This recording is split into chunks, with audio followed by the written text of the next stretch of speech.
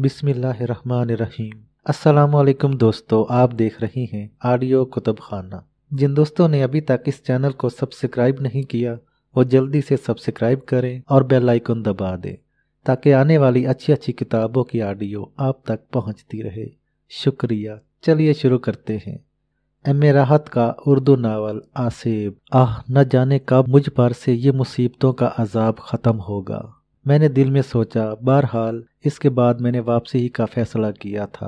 वो संगी मुजस्मा मुझे सबसे ज़्यादा खौफनाक महसूस हो रहा था।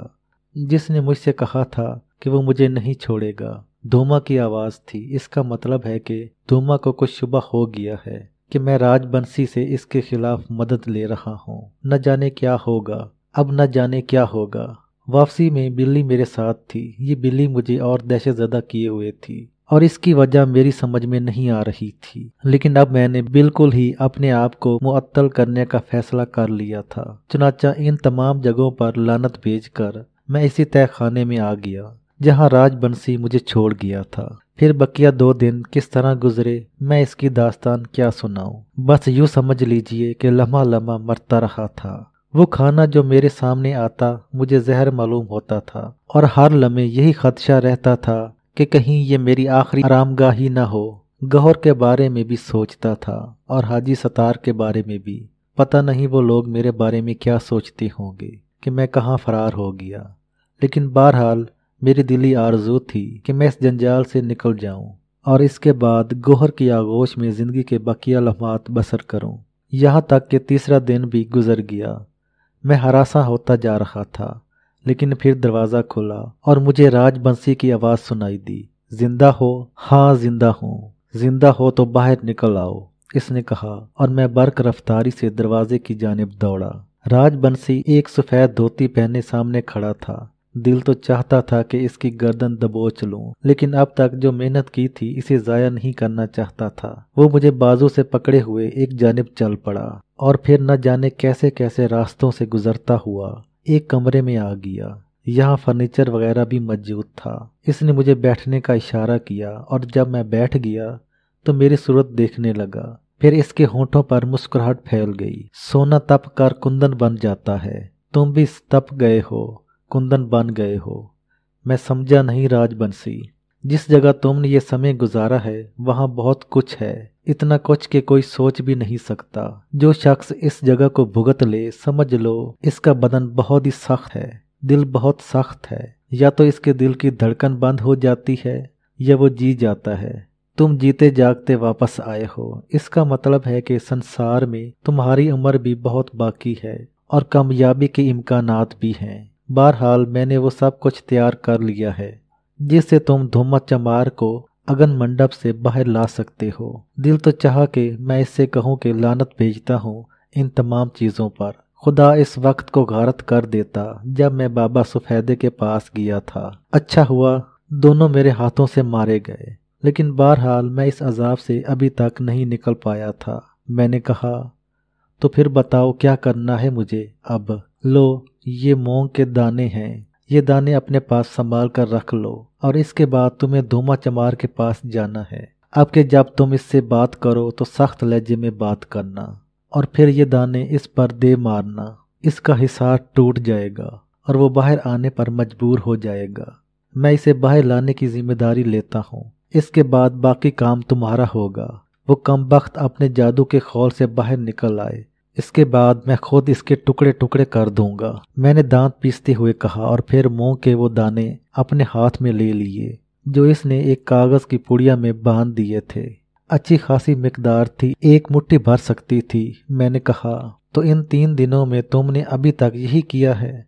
देखो मेरे और तुम्हारे बीच एक मुआहदा हुआ है, अगर नहीं हुआ है तो फिर इसे गौर से सुन लो। तुम धूमा चमार को अगन मंडप से निकाल कर इसको मार दो। समझ रहे हो ना? वो मर जाएगा या जीता रहेगा ये तुम्हारा काम है। इसके बाद तुम ये समझ लो कि तुम्हें मेरे पास आना है।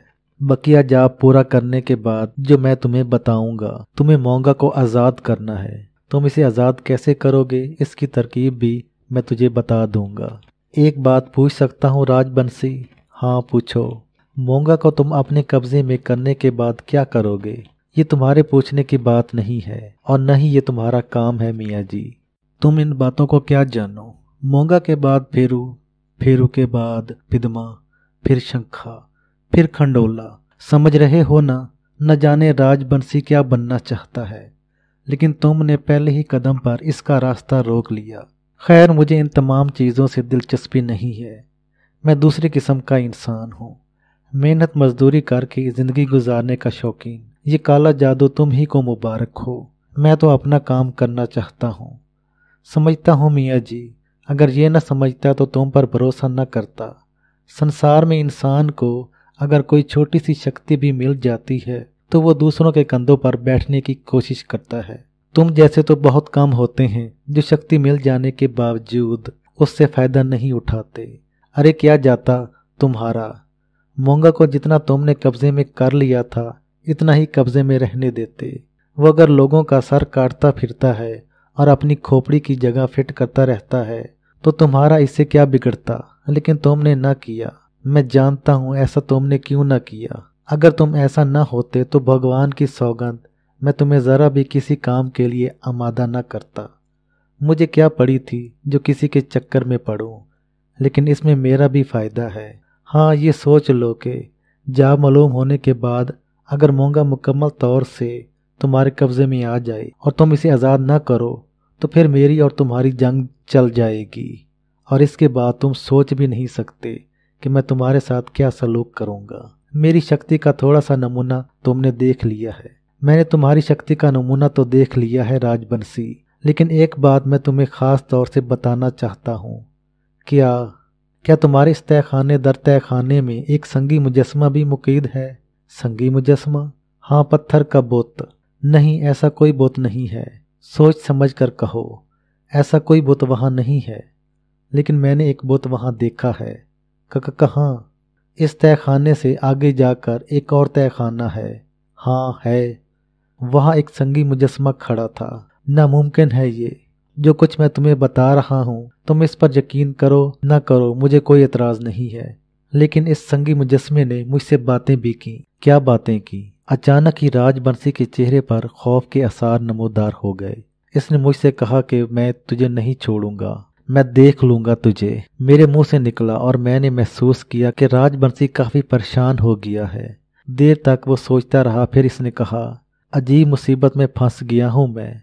क्या मतलब राजबंशी? मैंने सवाल किया, लेकिन राजबंशी ने मेरे सवाल का कोई जवाब नहीं दिया था। मुझे यूं लगा जैसे वो कुछ कहना चाहता हो, लेकिन फिर कुछ सोचकर इसने इरादा तर्क कर दिया हो। देर तक वो गर्दन झुकाए सोचता रहा, फिर इसने कहा, धोमा चमार इतना शक्तिमान तो नहीं था। इसका मतलब है कि वो फिर खामोश हो गया, जैसे अपने अंदर ही अंदर कुछ फैसले कर रहा हो। इसके बाद इसने गर्दन झटकी और बोला, ठीक है मियाँ जी, तुम कोशिश कर लो। कोशिश तो हम भी कर रहे हैं, तुम भी कर लो, लेकिन शक्ति हासिल करने के लिए झगड़े तो मोल लेना ही पड़ते हैं। पता नहीं इसने कौन सी शक्ति हासिल कर ली है। तुम जाओ और कोशिश करो। ठीक है, डर तो नहीं रहे मियाँ जी? इसने सवाल किया और मैंने नफरत भरी निगाहों से इसे देखा, फिर आहिस्ता से कहा, मैं डरता नहीं हूँ राजबंशी। ये अच्छी बात है। मन में अगर खौफ हो तो फिर काम मुश्किल हो जाता है। तो अब मुझे क्या करना चाहिए? बस ये मोंग के दाने ले जाओ और जैसा कि मैंने कहा है करो। इसमें तुम्हें कामयाबी हासिल होगी तो समझो सब के वारे न्यारे हो गए। तो फिर मैं चलता हूँ। मैंने कहा, हुलिया दुरुस्त कर लो अपना, यहाँ से निकलो तो कम से कम इंसान के बच्चे नजर आओ। 3 दिनों में तुम्हारा तो हुलिया ही बिगड़ गया है। मैंने इसकी बात से इत्तेफाक किया था। इसने मुझे नया लिबास दिया जो मेरे बदन पर बिल्कुल मुनासिब था। ये लिबास तब्दील करके बाल वगैरह संवार कर मैं वहाँ से निकल आया और अब एक नई मुहिम मेरी मुंतज़िर थी। इसका अंजाम मैं नहीं जानता था। मैं राजबंशी के पास से चल पड़ा। ये जो कुछ करना पड़ रहा था हकीकतन में मुझे बहुत गिरा गुजर रहा था। गोहर मुझे मिल गई थी। जिंदगी में और कुछ भी नहीं था मेरे लिए। किसी का तस्वर मेरे दिल में नहीं आता था। सबको भुला बैठा था। दिली आरज़ू थी कि मैं भी इस दुनिया में बसने वाले हजारों पुरसकून इंसानों की मानद जिंदगी गुजारूं, छोटी छोटी खुशियां समेटूं, छोटा सा एक घर बनाऊं और इस घर में अपनी मतलूब नज़र के साथ जिंदगी के बकाया लम्हात बसर करूं। न जाने क्यों तकदीर मुझे इसका मौका नहीं दे रही थी। मैं नहीं चाहता था ये ऐशो इशरत, ये मालो दौलत। जिंदगी तो गुजर ही जाती है किसी न किसी तरह, क्या फ़ायदा इतना लालच करने से। कम अज़ कम जिंदगी का सुकून तो हासिल हो। आह गौहर मुझे मिल जाए तो फिर मुझे किसी और शय की हाजत नहीं। मेहनत मजदूरी करके भी गौहर को एक हसीन जिंदगी फराहम कर सकता हूँ। मेरे लिए ये मुश्किल नहीं होगा। मैं अपना ईमान खो बैठा था, कुछ भी नहीं रहा था मेरे पास। मैं गैर मुस्लिम हो गया था, हालांकि मैं कलमा गो था। मेरे दिल में अल्लाह के वजूद से इनकार भी नहीं था। मैं जो हूँ वही बन जाऊँ, लेकिन इसके लिए अभी काफ़ी वक्त दरकार था। बहरहाल मैंने वो सफ़र मुकम्मल किया और बल आखिर इस इलाके में पहुँच गया जहाँ कम वक्त धोमा मौजूद था और वो अपना जाप कर रहा था। समझ में नहीं आता था कि इस शख्स की असल कैफियत क्या है। बार तौर अब जो कुछ भी है मुझे अपना ये काम तो करना ही था। मैं बल आखिर वहाँ पहुँच गया जहाँ दोमा अपने जाप में मसरूफ़ था। मरघट पर वीरानी तारी थी, चांद भी पूरा निकला हुआ था और आसमान साफ था। दूर से दोमा अपने काम में मसरूफ़ नज़र आ रहा था। मैं खामोशी से आगे बढ़ता रहा और फिर मैं इस दायरे के पास पहुंच गया जिसे अगन मंडप का नाम दिया जाता था। मंडप में दोमा आलती पालती मारे बैठा हुआ बड़े पुरसकून अंदाज में अपने जाप में मगन था। इसे शायद मेरी आमद का पता भी नहीं चला था, लेकिन बहरहाल मुझे जो हिदायत की गई थी मैं इसके मुताबिक अमल कर रहा था। मैंने मूंग के वो दाने अपने हाथ में संभाले जिन्हें इस्तेमाल करके मुझे धोमा को शिकस्त देनी थी, और इसके बाद मैंने इसे मुखातिब करके कहा, मैं आ गया हूँ धोमा, तेरी मौत बनकर आ गया हूँ मैं। आंखें खोल और मुझे देख, मैं तेरी मौत हूँ। मैंने अपने इन अल्फाज का रद्द अमल धोमा के चेहरे पर देखने की कोशिश की, लेकिन मुझे यूं महसूस हुआ जैसे मेरी आवाज़ इसके कानों तक पहुंची ही नहीं हो। वो पूरे इत्मीनान के साथ अपने जाप में मसरूफ़ रहा। तो मैंने दूसरी बार इसे पुकारा और इस बार धोमा ने आंखें खोल दी। मुझे देखकर इसकी आंखों में नफरत की चिंगारियां पैदा हो गईं। इसने अपना जाप तोड़ा और इसके बाद गुर्राते हुए लहजे में बोला, ओ पापी मुसले, तू फिर इधर आ गया। तेरा सत्यानाश, क्यों मेरे जाप में बार बार रुकावट डाल रहा है। जो काम मैं जितनी जल्दी कर लेना चाहता हूँ तू मुझे मुसलसल इससे रोक रहा है। धोमा, जो काम तू कर रहा है मैं तुझे वो नहीं करने दूंगा। मैंने अब तक ये जानने की कोशिश नहीं की कि तू आखिर है कौन और मुझसे क्या चाहता है। जो बकवास तू मुझसे करके गया था मैंने इस पर कान नहीं धरे थे, लेकिन 2 दफ़ा तू ये सब कुछ कर चुका है। मेरी बात सुन ले, तीसरी बार अगर तू मेरे सामने आया तो मैं तेरा वो हाल करूँगा तू याद करेगा। जा भाग जा, मुझे मेरा काम करने दे। मगर ये तो देख धोमा, ये क्या है, मैंने कहा और मूंग के वो दाने धोमा की जानिब उछाल दिए। धोमा चौंक पड़ा। जैसे ही मूंग के वो दाने इस हिसार को तोड़कर अंदर दाखिल हुए, अचानक ही चारों तरफ से भयानक शोरगुल की आवाजें उभरने लगी। छोटे छोटे धमाके हो रहे थे। वो भयानक चीखें जिनमें औरतें, मर्दों और बच्चों की आवाजें शामिल थीं, बुरी तरह उभर रही थीं। इन आवाज़ों से ऐसा समा बंधा था कि मुझ पर दहशत तारी हो गई। मैं धोमा को जिस हाल में देखना चाहता था इसने मुझे वहीं रहने दिया। धोमा के गिर्द सफ़ेद सफ़ेद धुआं फैल गया था और इस धुएं से चिंगारियां सी उठ रही थीं। मुझे यूं लग रहा था जैसे मेरे आज़ाद जवाब दे चुके हों। मेरा पूरा बदन थर थर कांप रहा था और यूं लग रहा था जैसे मैं पानी में भीग रहा हूँ। इन आवाज़ों की दहशत से मेरी कुव्वत समात मजरू हो रही थी। दिल चाह रहा था यहाँ से भाग जाऊं, लेकिन मुझे यूं लगा जैसे मेरे अज़ा मेरा साथ नहीं दे सकेंगे। भयानक आवाज़ों का शोरगुल हर लम्हा बढ़ता जा रहा था और यूं महसूस हो रहा था जैसे ये आवाज़ें ज़मीन से आसमान तक बिखरी हुई हों। धोमा के गिर्द बदस्तूर सफ़ेद धुएं का हिसार था, लेकिन फिर आहिस्ता आहिस्ता आवाज़ों में कमी हो गई और धोमा के गिर्द चकराता हुआ धुआं भी ख़त्म होने लगा।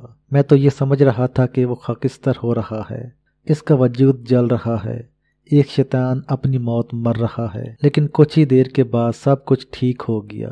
धोमा इसी तरह तना खड़ा हुआ था और इसकी निगाहें मेरी जानिब निगरां थीं। फिर इसने अचानक ही अपना हाथ फिजा में बुलंद किया और इसे इस तरह घुमाने लगा जैसे किसी रस्सी को पकड़कर घुमा रहा हो, लेकिन रस्सी नाम की किसी चीज़ का कोई वजूद नहीं था। अलबत्ता ये नादीदा फंदा घुमाकर इसने मेरी तरफ फेंका और मुझे यूं लगा जैसे मेरे शानों और बाजों के गिर्द एक मजबूत रस्सी कस गई हो। ऐसी ही नादीदा रस्सी मेरे पैरों में भी हल्के की शक्ल में आ पड़ी हो और मैं बुरी तरह कस कर रह गया था। मुझ पर एक बार फिर दहशत का हमला हुआ। दोमा की निगाहें अब मुझे घूर रही थीं। फिर इसने गुस्सीले अंदाज में गर्दन हिलाते हुए कहा, तू ये करके आया था? तू मोंग मारकर मुझे जलाना चाहता था? मगर मुसले, तुझसे कुछ नहीं कहूँगा मैं।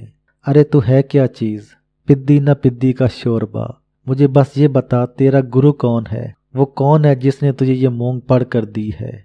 मेरे मुंह से कोई जवाब नहीं निकल सका था, तो इसने होठों ही होठों में कुछ बिदबिदाया और मेरी तरफ फूंक मारकर बोला, जबान खोल इसकी, खोल दे इसकी जबान, मुझे मेरे दुश्मन का पता दे। और मुझे यूं महसूस हुआ जैसे मेरा जहन इसकी गिरफ्त में आ गया हो। मेरे मुंह से आवाज़ निकली, मेरा गुरु कोई नहीं है। मोंग के ये दाने मुझे संत राजबंसी ने पढ़ कर दिए हैं। संत राजबंसी, पता था मुझे इसका। दोमा ने कहा। इस वक्त मेरे मुंह में मेरी जबान नहीं थी। जो कुछ मैं बोल रहा था वो मेरी ही आवाज़ में था, लेकिन कुछ और कुव्वतें मेरी जबान में बोल रही थीं। मैंने इसे संत राजबंसी का पता बताया तो इसने गर्दन हिलाई। फिर मेरी तरफ पीठ करके एक बार फिर मैंने भागने की कोशिश की, लेकिन इस कोशिश में बुरी तरह ज़मीन पर गिर पड़ा, बिल्कुल ऐसे ही जैसे कोई रस्सियों से बंधा हुआ खड़ा इंसान आगे बढ़ने की कोशिश करे तो तवाज़न बिगड़ जाता है। अच्छी खासी चोट भी लगी थी। इसी तरह बेबसी से पड़ा रहा। मेरी निगाहें दोमा की तरफ उठी हुई थीं। इसने अब दोनों हाथ घुमाना शुरू कर दिए थे और इसके बाद मैंने देखा कि एक सुर्ख दायरा फिजा से ज़मीन पर उतर आया और इसके पास गर्दिश करने लगा। दोमा की भयानक आवाज़ मुझे सुनाई दी, इसका नाम संत राजबंसी है, इसे जाकर यहाँ ले आओ।